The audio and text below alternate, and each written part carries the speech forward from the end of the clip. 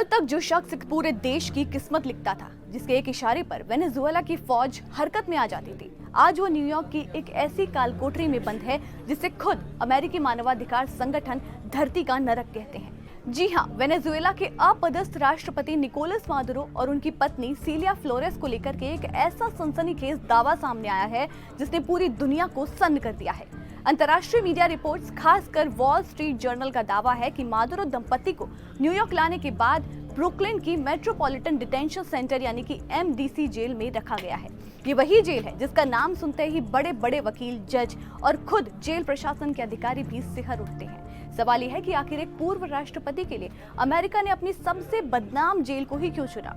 क्या ये मादुरो को तोड़ने की कोई सोची समझी रणनीति है या फिर उनकी सुरक्षा का बहाना? वक्त का तकाजा देखिए।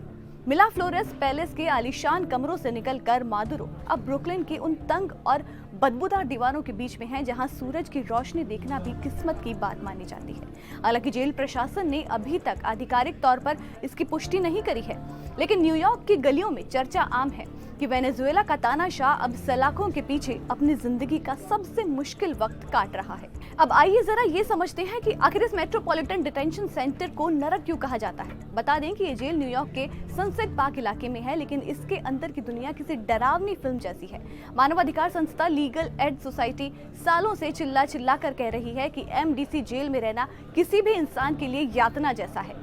रिपोर्ट्स बताती हैं कि यहाँ की सर्दियाँ जानलेवा होती हैं क्योंकि जेल में हीटिंग सिस्टम अक्सर खराब रहता है या फिर खराब कर दिया जाता है।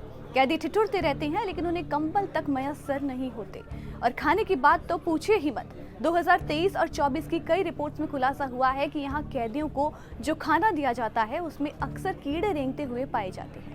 इलाज के अभाव में यहाँ मौतें होना आम बात है। इतना ही नहीं, इस जेल के अंदर गार्ड्स की मिलीभगत से ड्रग्स और हथियारों की तस्करी सरेआम होती है। जेल के अंदर ही गैंग वॉर और हिंसा का ऐसा बोलबाला है कि साल 2024 में एक फेडरल जज ने 74 साल के एक कैदी को यहाँ भेजने से ये कहते हुए इनकार कर दिया था कि अगर इसे MDC भेजा गया तो ये सजा नहीं बल्कि मौत की सजा होगी।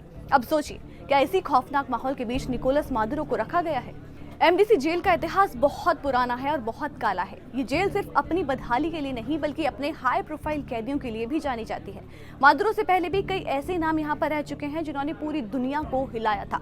क्रिप्टो किंग सैम बैंकमैन-फ्राइड, चर्चित जेफरी एप्स्टीन केस की आरोपी गिलेन मैक्सवेल और हाल ही में चर्चा में आए शॉन डिडी कॉप्स, ये इन सभी नरक के मेहमान रह चुके हैं। यूनाइटेड हेल्थकेयर के CEO की हत्या के आरोपी लुइगी मैंगियोनी को भी इसी जेल में जगह मिली है और अब इस काली सूची में निकोलस मादुरो का नाम भी जुड़ गया है। ब्रुकलिन के फेडरल प्रोसिक्यूटर्स ने खुलासा किया था कि अकेले 2025 के शुरुआती महीनों में ही जेल के अंदर हिंसा और तस्करी के 12 बड़े मामले सामने आए, जिनमें से 25 लोगों पर केस दर्ज हुआ।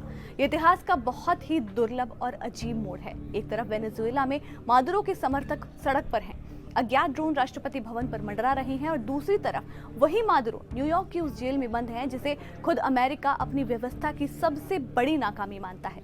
मादुरो पर नार्को टेररिज्म के बेहद संगीन आरोप हैं। अगर ये आरोप साबित हो गए तो उन्हें पूरी जिंदगी इसी जेल में या इससे भी बदतर हालात में गुजारनी पड़ सकती है। लेकिन सवाल यही खड़ा है कि क्या एक पूर्व राष्ट्रपति को ऐसी अमानवीय जेल में रखना मानवाधिकारों का उल्लंघन नहीं है? कहीं ऐसा तो नहीं है कि अमेरिका मादुरो के जरिए दुनिया के दूसरे तानाशाहों को कोई बड़ा संदेश देना चाहता है? सच्चाई जो भी हो, लेकिन ब्रुकलिन की इस जेल की दीवारें आज वेनेजुएला के उस गुरूर की गवाह बन रही हैं जो कभी अमेरिका को आंखें दिखाया करता था। सत्ता के शिखर से सीधे नरक तक का ये सफर वाकई रोंगटे खड़े कर देने वाला है।